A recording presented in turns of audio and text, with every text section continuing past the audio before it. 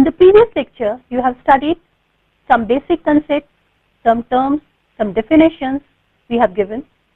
Then we have done the zeroth law of thermodynamics, which states that if two systems are in thermal equilibrium with a third one, then they are in thermal equilibrium with each other. That is, if a system A is in thermal equilibrium with a system C and a system B is in thermal equilibrium with a system C, then A and B are in thermal equilibrium with each other. By the term thermal equilibrium, we mean that the two systems are at the same temperature. Then we have discussed path and point functions. Path functions which depend not only on the initial and final state of the system, but also on the intermediate states by which the state has changed, the path it has traveled. That functions are called path functions. We have taken two examples, temperature, work done and heat energy. Then we have point functions.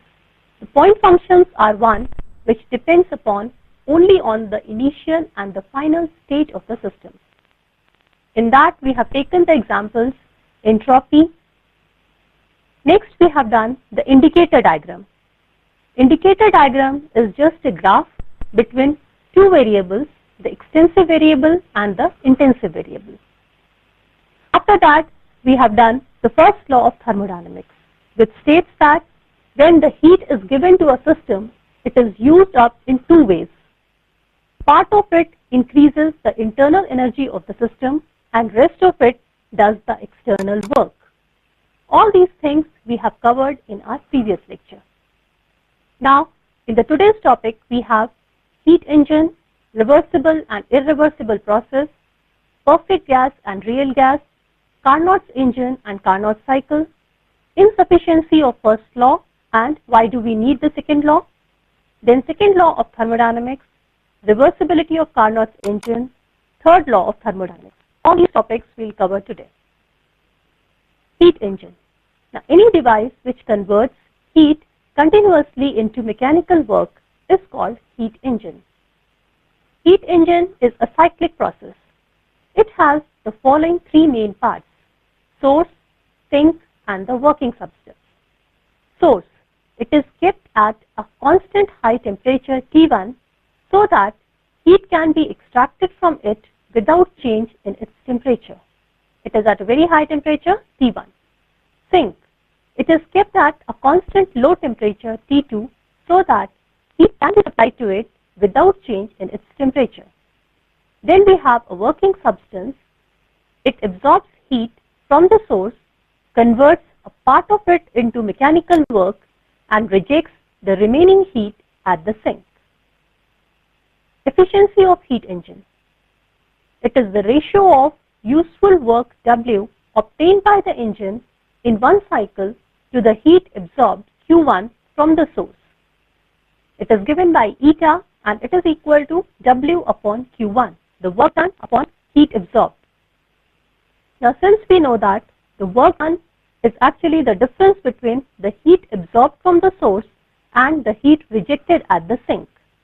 Here Q1 is the heat absorbed from the source, whereas Q2 is the heat rejected at the sink, and the difference of the two is converted into work. So instead of W, we have written Q1 minus Q2. Therefore, now eta becomes eta is equal to 1 minus Q2 upon Q1. Here Q2 is the heat rejected at the sink, as I have told you. Now hence the efficiency of heat engine is 1 or 100% if Q2 is equal to 0. That is, sink is at the absolute zero temperature, which is not realized in practice. That means it is practically impossible. Reversible and irreversible processes. A reversible process is one which can be retraced in opposite order by slightly changing the external conditions.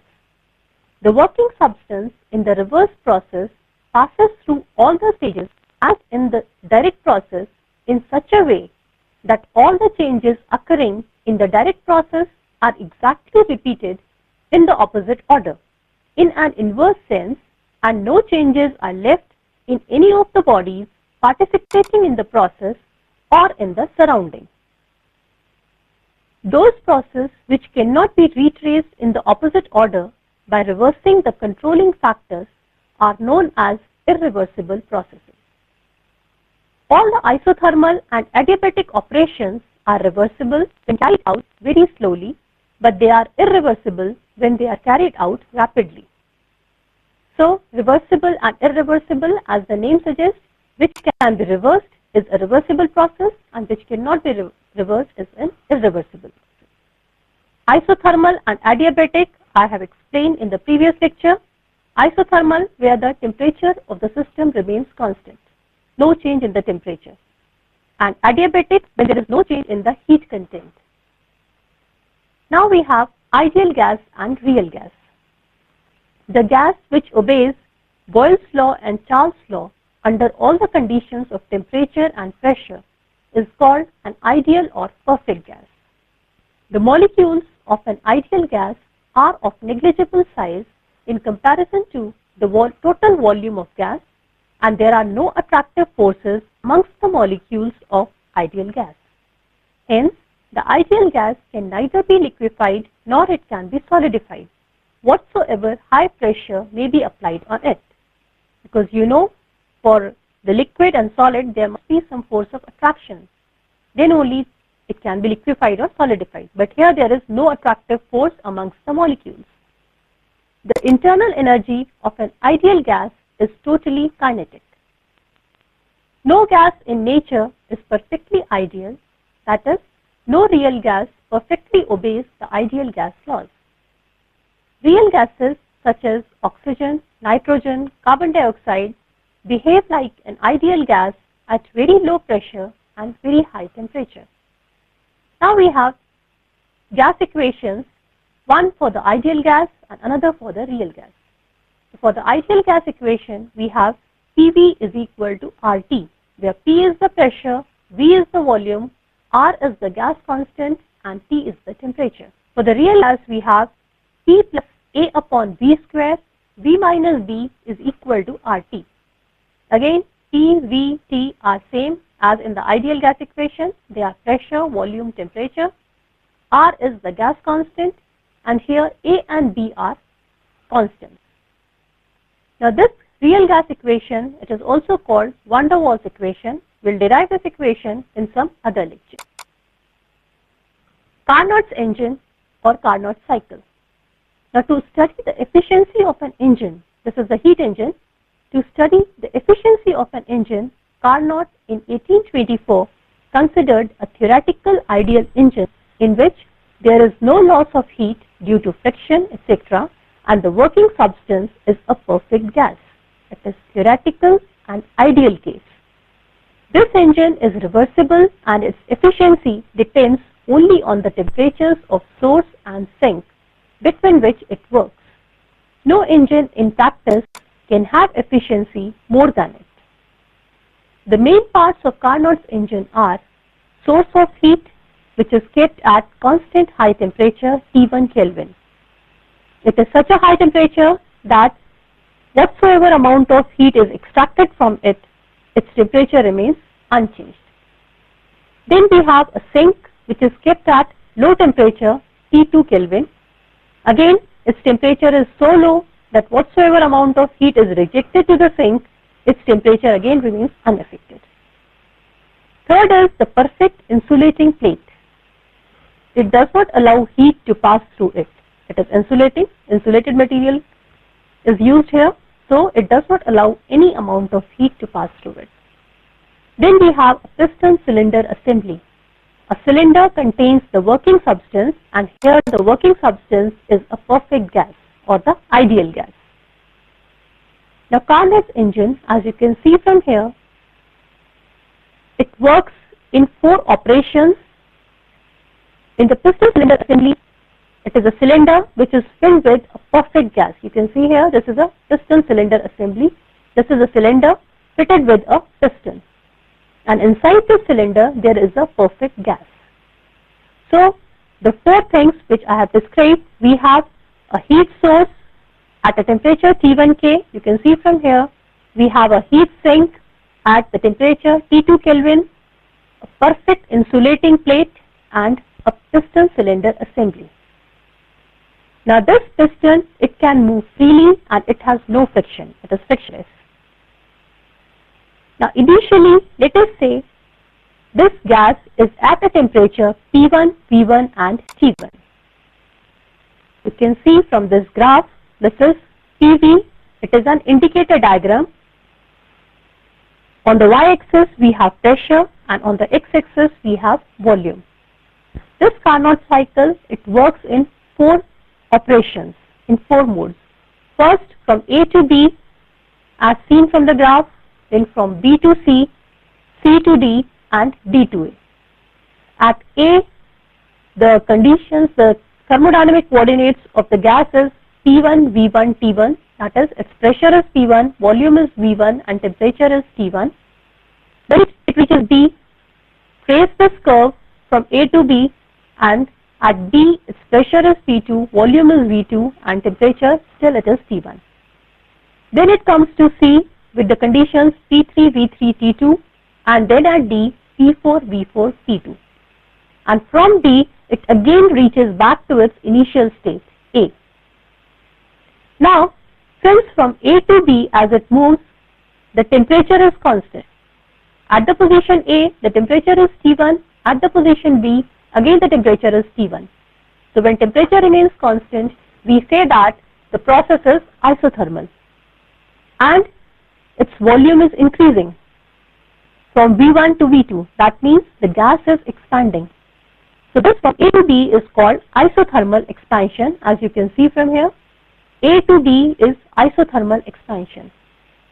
Similarly, when it reaches the point C, from B to C, it traces this curve B to C and its temperature becomes T2, which is the temperature of the sink. T1 is the temperature of the source. So, when the temperature decreases, there is a change in the temperature, we say that this process is adiabatic expansion. Now why is it adiabatic? That I'll explain. From C to D, it has contracted, the gas is compressed, the temperature remains same, T2 at C and T2 at D, so we call it isothermal compression. And when the gas reaches back to its initial state A, tracing the curve D to A, we call it adiabatic compression. Now how does this process take place? First of all, we have a gas filled inside this piston cylinder assembly, inside this cylinder. All these solid lines, the thick lines, that thick black lines that you are seeing here, they are made up of perfect insulating material. These are insulating walls. Whereas the thin lines, they represent the conducting walls in all these 4 diagrams, in all these 4 figures. Now, inside the cylinder there is a perfect gas, and let us say it is at the initial conditions P1, V1, T1. That initially its pressure is P1, volume is V1 and temperature is T1. Now first of all, we take this piston cylinder assembly and keep it in contact with the heat source. We put this thing in contact with the heat source in the first operation. The piston is slightly moved upwards, the gas starts expanding, and when it expands, it is kept near the heat source until and unless its pressure becomes P2, volume becomes V2, whereas the temperature still it is T1 because it is kept in contact with the heat source. So it takes the heat from the heat source and the temperature is maintained at T1. When the gas reaches at the point B, we took this piston cylinder assembly from the heat source and keep it in contact with the perfect insulating plate. Now when this cylinder is kept on the perfect insulating plate, from all the sides it is insulated. The piston still goes on moving upwards. It is kept at the perfect insulating plate until and unless its temperature reaches to T2. Now in the second operation, when the perfect gas, it is kept, the piston cylinder assembly, when it is kept on the perfect insulating plate, it is not getting any heat from outside. So, but still the gas is expanding. That means it is using its internal energy in doing the work. Here the work is done by the gas. In the first operation, it is absorbing heat from the source. In the second operation, its internal energy, because of the internal energy, the work is done by the gas. The gas is doing work.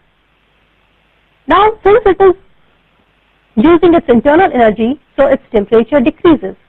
And we keep its piston cylinder assembly with the perfect insulate plate until and unless its temperature reaches to T2, which is the temperature of the sink.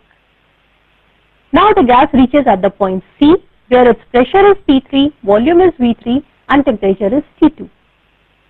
Now this is the second operation, and it is called adiabatic expansion because it is not taking any heat from outside and the gas is expanding, so it is called adiabatic expansion. Now when the gas reaches at the point C, we again lift this piston cylinder assembly from here, from the perfect insulating plate, and keep it in contact with the heat sink. And now the piston is slowly moved downwards. Now when the piston moves down, the gas is compressed. It rejects its heat to the sink and it is kept here until and unless its pressure becomes P4, volume becomes V4, but temperature, it still remains T2 because it is kept in contact with the sink. Now, since in this case the temperature is same, at the point C it is T2, at the point D again it is T2. So in the third operation, because the temperature remains same, we call it isothermal process and the gas has compressed. So this is called isothermal compression. In the fourth operation, again it is lifted from here, the piston cylinder assembly, and it is kept in contact with the perfect insulating plate. Now, when it is placed in contact with the perfect insulating plate, the piston keeps on moving downwards, the gas still compresses, but it is not getting any heat or it is not rejecting any heat. There is no heat contact between the system with its surroundings. The gas is not at all in contact with its surroundings, so there is no exchange of heat taking place, but the gas is compressing. So its temperature goes on increasing because of the change in the internal energy. And it is kept near the perfect insulating plate until and unless the gas reaches back to its initial state, that is when its pressure becomes P1, volume becomes V1 and temperature becomes T1. This fourth operation, it is called adiabatic compression because the gas has compressed and there is no contact of heat between the system and its surroundings. So it is adiabatic process. That means the Carnot cycle, it is completed in 4 operations: the isothermal expansion, the adiabatic expansion, isothermal compression and adiabatic compression, as you can see from this PV diagram, this indicator diagram. So we have AB, BC, CD and DA. Again the cycle can be repeated and it observes the same type of pattern again and again. Now we have to calculate the efficiency of this Carnot's engine. So in the first case, in the first operation, you can see where the curve has been traced from A to B. It is the isothermal expansion. We have kept the piston cylinder assembly with the source. So heat is absorbed from the source Q1 and that is converted into work by the gas. So heat absorbed from the source is equal to the work done by the gas. And this is equal to area of the curve ABDAA. Now what is this? If you can recall what we have done in the previous lecture, we have defined work. Work done from the indicator diagram can be calculated. It is the area of the curve, area covered by the curve with the volume axis. So if you see from here AB is the curve with the volume axis. From B it is small b on the volume axis and for A it is small a on the volume axis. So area covered by the curve AB with the volume axis is capital A, capital B, small a and then back to capital A. This is the area covered. Similarly, you can calculate the area covered, which is equivalent to the work done. For BC, it is BC CBA. Similarly, for CD and then D. So all this can be calculated from the graph. As well as you can put the values and you can get the answer. So, in the first operation, the heat absorbed from the source Q1, it is equal to the work done by the gas W1 and it is equal to the area ABDAA from the PV diagram. In the second operation, which is the adiabatic expansion, where we have lifted the piston cylinder assembly and kept it in contact with the insulating plate, there is decrease in the internal energy of the gas and it is converted into the work done. So this is equal to the work done by the gas W2 and which comes out to be the area BCCBB from the PV diagram. In the third operation, which is the isothermal compression, the heat has been rejected at the sink, that is Q2, and this is equal to the work done on the gas W3. And from the PV diagram, it is equal to the area PDDCC.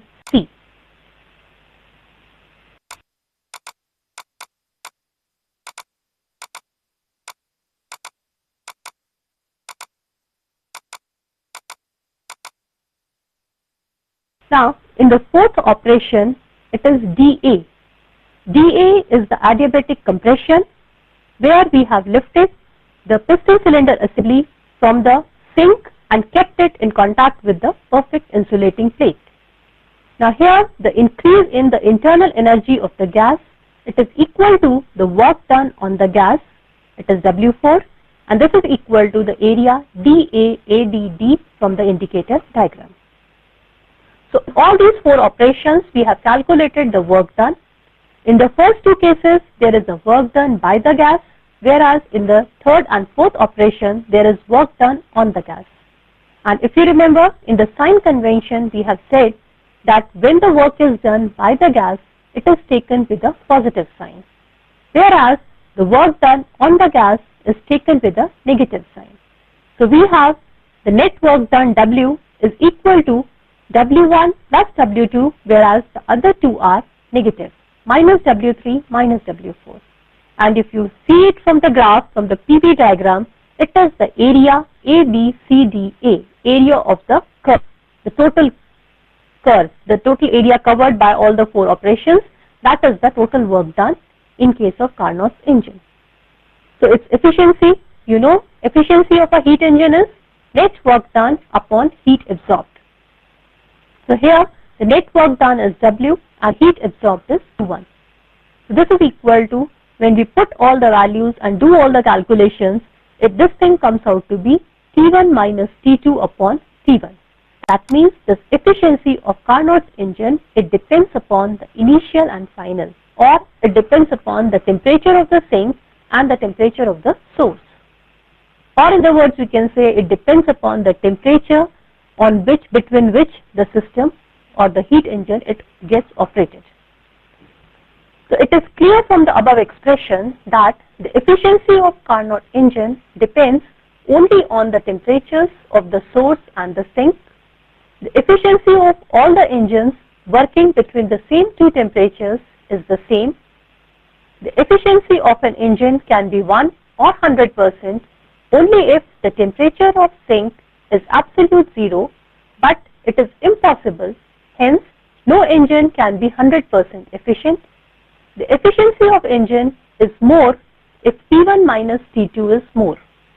If difference between the two temperatures, the temperature of sink and the temperature of source, if this difference is more, the efficiency is more.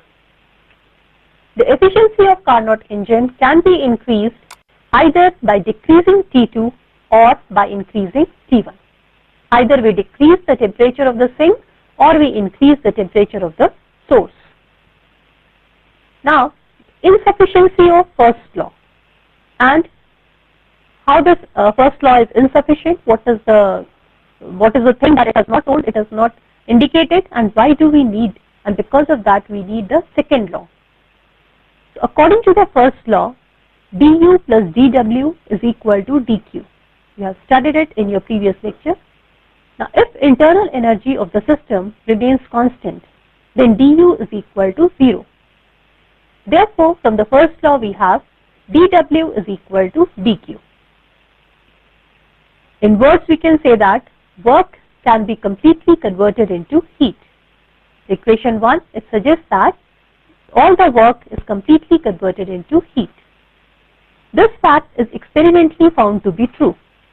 Equation 1 can also be written as dQ equal to dW, if we put it in other way.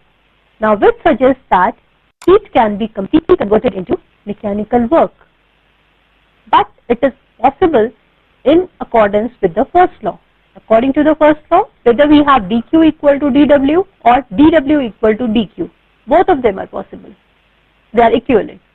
But it is not practically possible.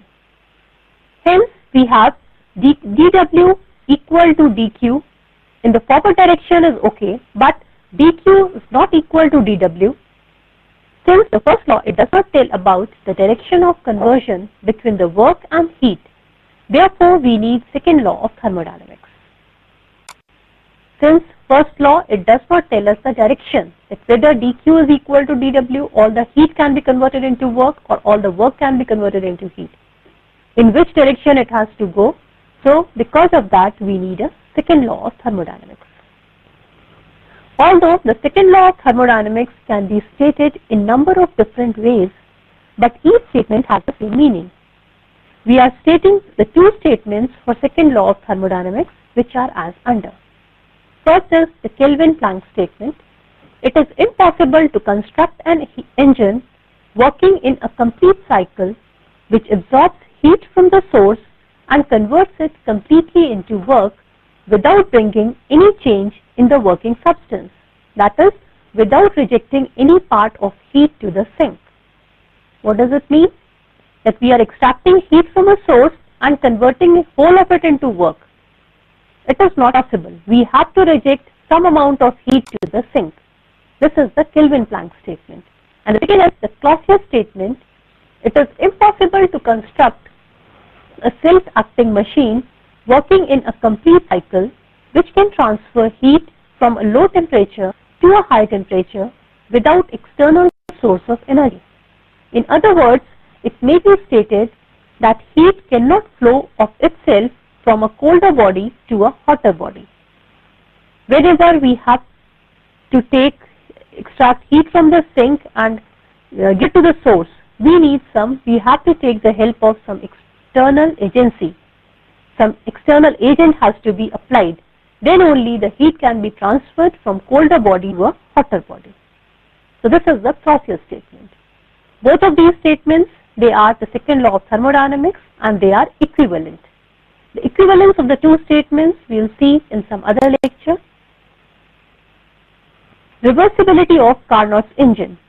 Now, if the engine is operated in its reverse cycle, it absorbs heat Q2 from the sink, work W is done on it from the external source of energy and rejects heat Q1 at the source. Then the engine is said to be reversible.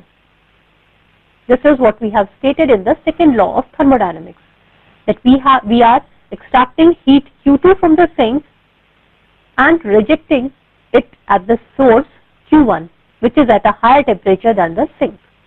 But in this process, we have to do some external work. Some work has to be done on the system. So W is the work done on the system from the external source of energy. A Carnot's engine on its reverse path in a cycle absorbs heat Q2 from the sink and rejects heat Q1 at the source when work W is equal to Q1 minus Q2 is done on it from an external source of energy. Now, hence the Carnot cycle is a reversible cycle and the Carnot engine on its reverse path acts like a refrigerator. The coefficient of performance of a refrigerator is defined as beta is equal to heat absorbed by the refrigerator divided by the work done on it by the external source. So heat absorbed, here we are absorbing heat from the sink. So this is equal to Q2, heat absorbed is Q2 divided by W. W is the work done. And this work done W, again it is equal to the difference between the heat, between the temperature of the source and the sink. Let us say the heat, the temperature, the heat which you have rejected at the source is Q1 and which you have absorbed from the sink is Q2. So the difference of the two gives the W, the work done on the system. Now again when you calculate it, you will get this beta comes out to be T2 upon T1 minus T2. Next we have the third law of thermodynamics. At absolute zero, there is no molecular motion of the system. That is, the molecules get perfectly ordered, hence the entropy of the system becomes zero. Now what is entropy? Entropy is the measure of disorderness of a system.